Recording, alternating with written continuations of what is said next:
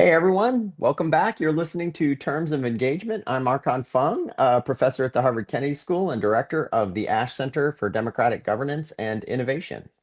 And I'm Stephen Richer, former Maricopa County recorder and now a senior practice fellow in American democracy at the Ash Center at Harvard Kennedy School. We're back for our fourth episode in our new weekly series. I don't know how long we can keep saying it's a new weekly series, but it still feels new to me. It's great to be back. Today's conversation is a little bit different. We're speaking to you from the recent past. It's 9:30 a.m. Eastern time this morning. To be exact, we're pre-recording to accommodate summer camp schedules and so on. However, this episode is recorded and set to go live at our normal time of noon. We are definitely committed to a live experience, and so we'll be responding to any comments that appear on the live chat in real time. So we can't respond here in the show, but we'll be monitoring the chat and responding there. So this week we're going to talk about one of the topics that you suggested that one of our watchers wrote in and recommended we talk about. And it's one of the hottest topics in politics today. It's the redistricting tit for tat that is potentially going down over the next few weeks, prompted by a plan to mid-decade redraw Texas's congressional lines such that Republicans can potentially pick up 5 more seats. So we're going to be talking all about the different elements of that. And to join us and to offer some special insight is the Kirkland and Ellis professor of law at Harvard Law School, Nick Stephanopoulos. Professor Stephanopoulos is an expert in all things elections, all things redistricting, all things gerrymandering, as well as constitutional law and administrative law. In addition to being a professor, he is also part of the election law clinic at the Harvard Law School. And most importantly, he is my former law school professor, and he taught me election law. So if you have ever found my knowledge on that topic to be wanting, you now know whom to blame. So welcome, Professor Stephanopoulos. Welcome, Nick. Thanks very much, Stephen. Great to see both of you. Stephen, it's wonderful chatting outside the classroom. Excellent. All right, so just a super quick rundown for people who haven't been following the details exactly about what's going on in Texas, California, New York, maybe Illinois and Maryland. Redistricting usually happens every 10 years after the decennial census prompts a redrawing of lines because they figure out how people have moved around and how people have shifted, and so they redraw congressional districts accordingly. This year, however, we're seeing a potential spike in redistricting ahead of the 2026 elections. About a month ago, the Trump administration sent the state of Texas and Governor Abbott a request to redistrict 4 or 5 districts in particular that they said violated the Civil Rights Act. If those districts are redistricted, they would likely have the effect of creating between 3 and 5 new Republican seats from Texas in the House. As of the latest reporting, Texas Democrats have fled to Illinois, New York, and Boston so that in order to prevent the state legislature from holding a vote by denying them a quorum. And outside of Texas, Democratic governors, including California's Gavin Newsom and New York's Kathy Hochul, have announced their intentions to respond to the Texas map by redistricting in those states. Maybe we could play a short clip of what Governor Newsom and Governor Hochul are saying. In a midterm rejection of objectivity and independence, an act that we could criticize from the sideline or an act that we can respond to in kind, fight fire with fire. What I'm going to say is all's fair in love and war, because we are following the rules. We do redistricting every 10 years, but there's other states that are violating the rules and are going to try and give themselves an advantage. All I'll say is I'm going to look at it closely with Akeem Jeffries. So are we in love? Are we in love or are we in war? Well, so one of the things I appreciate about this is sort of the transparently naked partisanship of it, in that President Trump realizes that the Republicans might not be able to keep the United States House in the 2026 elections. And so his plan is simply to increase the number of Republican-held U.S. House seats in Texas from 25 of 38 to draw these districts so that they can hold 30 of 38. And I think we should maybe start there. Can you even do that? Like, are there any limitations to how much partisan gerrymandering a state can do?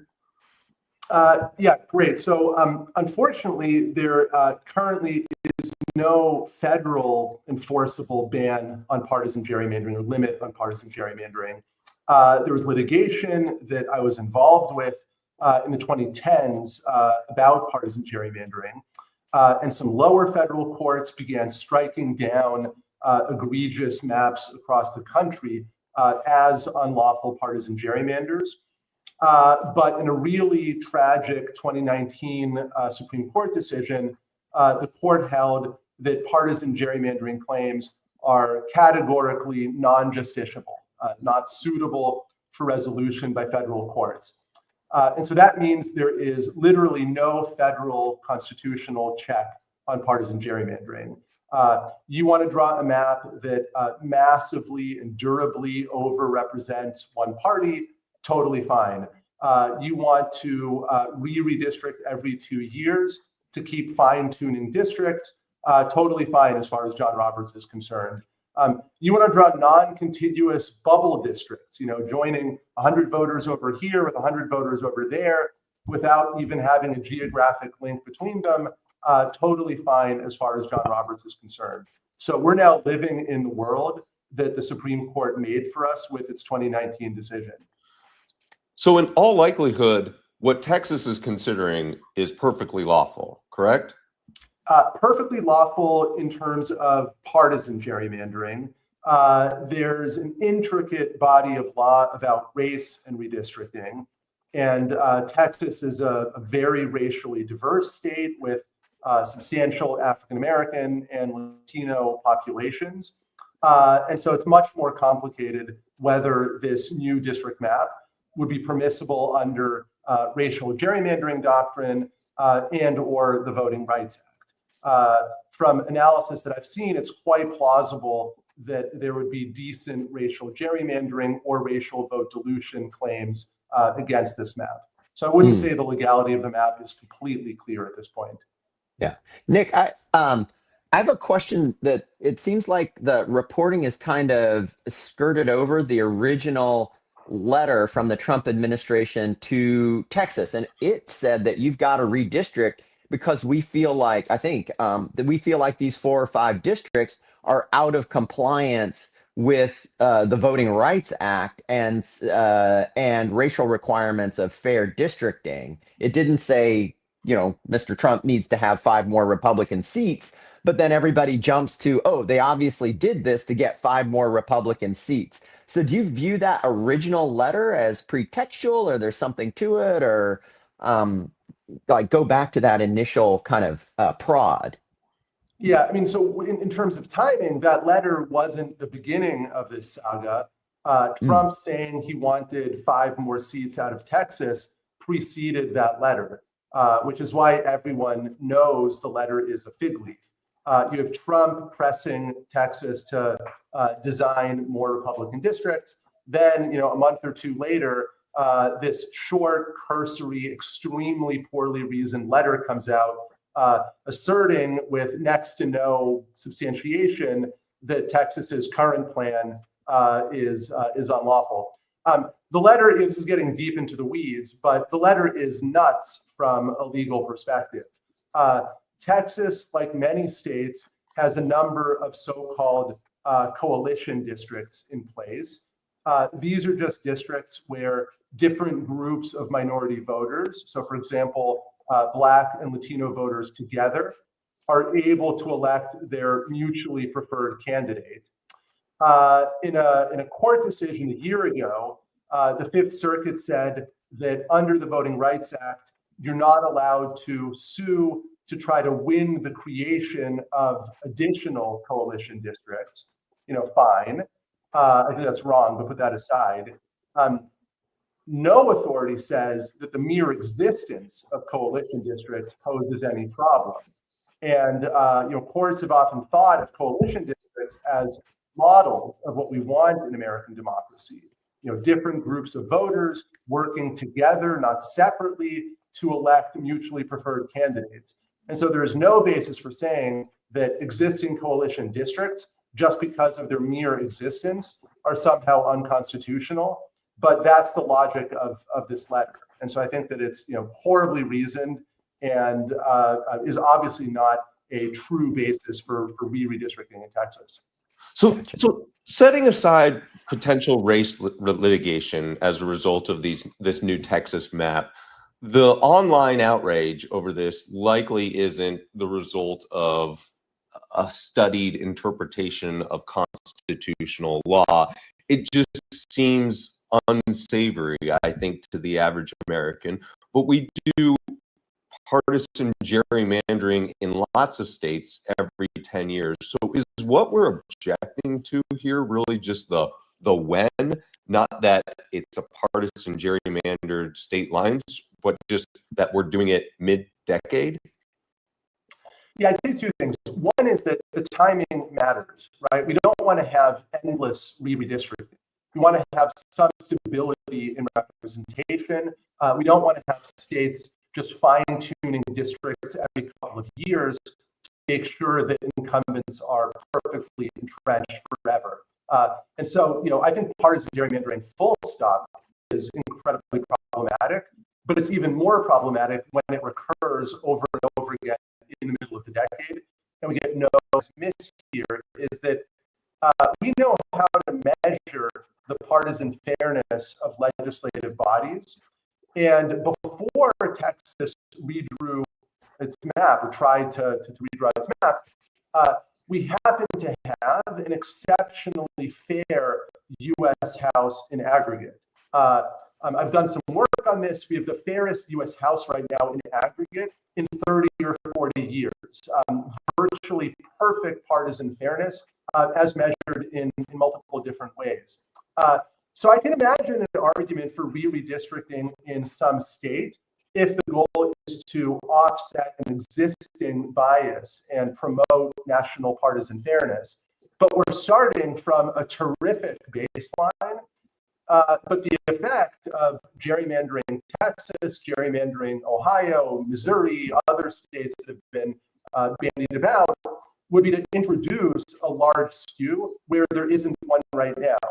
And I think the skew of chambers of Congress is incredibly important for national representation and policy making.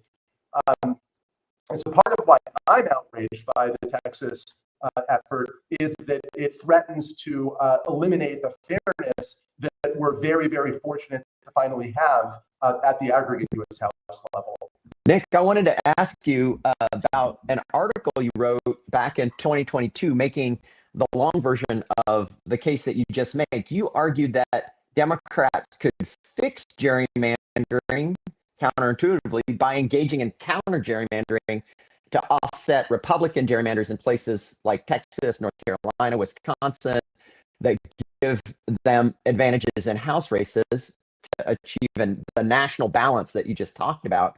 So do you think that Governor Newsom and Hochul are basically following your advice now, and do you endorse their moves? Yeah, I think they're exactly following the prescriptions from that article a few years back. My basic view is that chamber level fairness is what matters, not delegation or state level fairness. If we think about a given state, no one would be very happy if Western Massachusetts was perfectly fair in its districts, but Eastern Massachusetts was massively biased in favor of the Democrats. We would say that adds up to a terrible Massachusetts legislative chamber. The U.S. House is just like that. It's a big legislative chamber with legislators elected from across the country. And I think what matters is the overall fairness of the U.S. House, not the fairness of any particular component of the U.S. House. And so here we have Texas trying to bias one component of the U.S. House. That's deeply unfortunate. I think the right, if there's no way to stop Texas, the next best solution is to offset the Texas bias with equivalent Democratic gerrymanders elsewhere that give us national partisan fairness. But note that I would not support Democrats over-responding.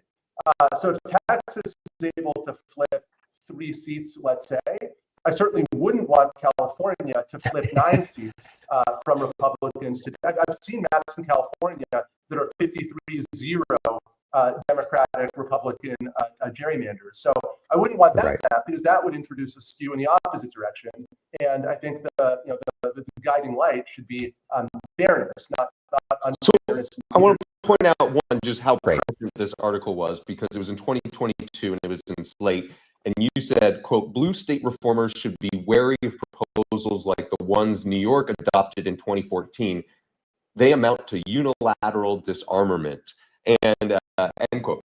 And that seems to be something that the Dems are really grappling with now. In particular, California is saying, oh, shoot, we created this independent redistricting commission. And now if we want to play this tit for tat game, it might be a little challenging. But I actually want to ask Archon, because on this show previously, you've said that democracy, a core component of representative, or your ability to have a say in the government, is the vision that Nick's talking about of gerrymandering, where you have just across the country a fair U.S. House split. Is that consistent with what your theories of democracy? No, or at least not completely, right? So I think we've got kind of 3 offers on the table. There's the current Roberts Supreme Court jurisprudence, which says partisan gerrymandering, that's just the game that political parties and the Democrats and the Republicans play in legislatures. So just love and war, do that in the legislatures and draw whatever lines you want. Okay, so that's position 1. Position 2, I think, is Nick's position, which is what we're after is national level fairness. And you might, if one side, say the Republicans in Texas, jigger the maps, then the other side ought to jigger where it can in the service of national level fairness in the House of Representatives. But one difficulty I have, Nick, with your position is that it's unfair at the state level, right? What you're privileging is a national political identity. But then if I'm a Democrat in Texas or a Republican in California with these maps, then the maps reduce my voice and my opportunity to elect a candidate of my choice at the state level. And so that's the problem that I have, which is only a partial problem, because I think right now the national identities, especially when, Governor Newsom is complaining about federalizing the National Guard and national policy, as we talked about in episode 1, right? The national identity is really big right now compared to many state level identities. So that tilts me toward Nick, but very reluctantly so. This is not plan A. So as a lawyer, I was heavily involved in partisan gerrymandering lawsuits at the delegation level. And so if the Supreme Court had recognized partisan gerrymandering as a constitutional violation, we would then have the possibility of a plan A outcome where you get fair, non-gerrymandered maps everywhere, aggregating into a national chamber that's also fair. Congress could also have done this. I was also involved with congressional legislation in 2021, 2022. There was a bill that came fairly close to passing and couldn't break the Senate filibuster, but came fairly close to passing, that would have just imposed a partisan bias ceiling on the district maps of every single state. And so that would have been another way to get to the same outcome of fair state level maps adding up to a fair national chamber. The world we're in, though, is a second or third or fourth best world where we can't stop state level gerrymandering. And so if we're stuck in that world, my point is that offsetting gerrymanders are better than non-offsetting gerrymanders. We don't end up with gerrymanders in all the red states and fair maps in all the blue states, giving us skewed representation, skewed policy in Washington that doesn't reflect what the voters of America actually want from the House. One other little thing I'd say is just that all of this only applies to congressional maps. I obviously don't believe in blue state countermandering when Texas gerrymanders its state house map or its state senate map, because the Texas state house or state senate map is limited to Texas. It doesn't involve voters in other states. And so I certainly wouldn't support California, for example, getting rid of its fair state house and state senate maps just because Texas or Florida or somebody else has unfair state legislation. I just keep coming back to this notion that the only thing that's being objected to is the fact that it's happened in 2025. Because I looked up Illinois' rating by the Princeton gerrymandering study group or something, and they got an F. And I remember when in 2022, they drew my buddy Adam Kinzinger out of a seat because they made it very, very Dem. And that bothered me in a bunch of ways, not least of which was just sort of the notion that it's all about Dems versus Republicans. It's not about individual personalities and how much they're representing their district.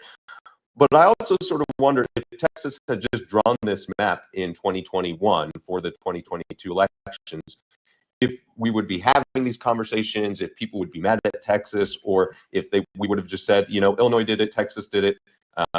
Maybe it's a little less fair in terms of representing the overall partisan balance according to some Nix calculations. But this is pretty normal politics. I mean, people have short memories, right? There was tons of outrage and justified outrage over Illinois' gerrymander in 2021 and also in 2011. Illinois has been horrendously gerrymandered in Democrats' favor for the last 2 decades.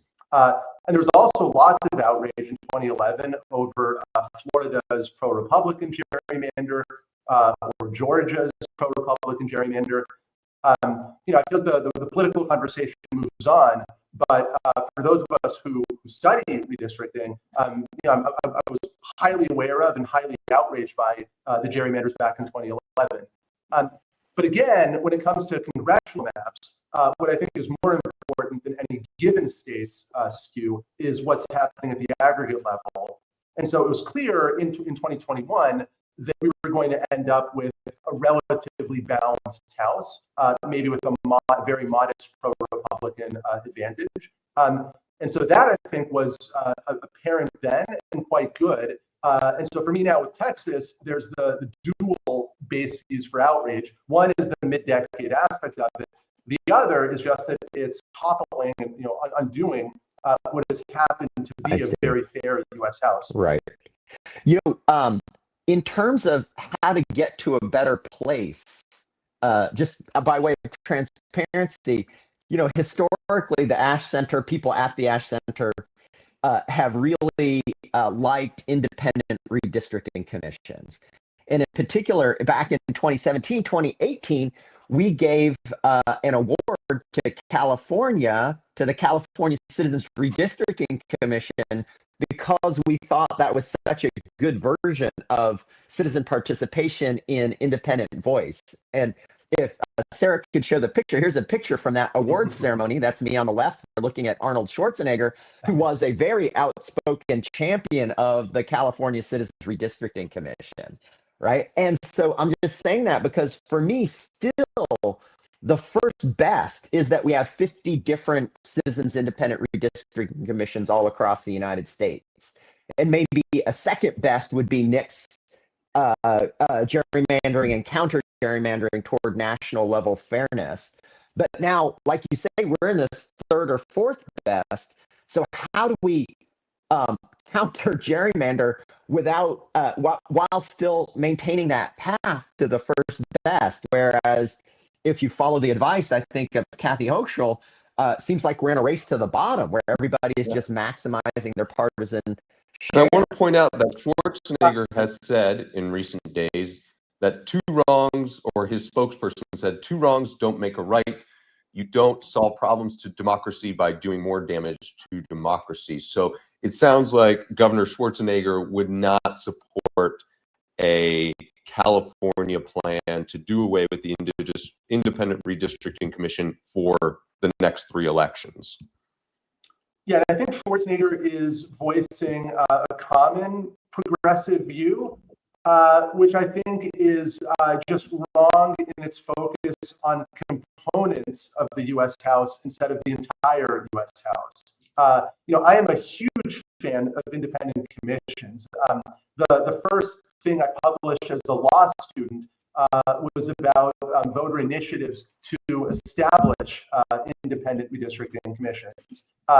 And I helped draft the congressional bill that would have, in addition to imposing partisan bias ceilings on district maps, it would have mandated the use of independent commissions by every state to draw their congressional maps. So I think this concept, though, of national partisan fairness is a very useful guide, both for the short term and the long term. So at the moment, with Republican trifecta control of Washington and with a hostile Supreme Court, the only route to national partisan fairness is offsetting blue state gerrymandering.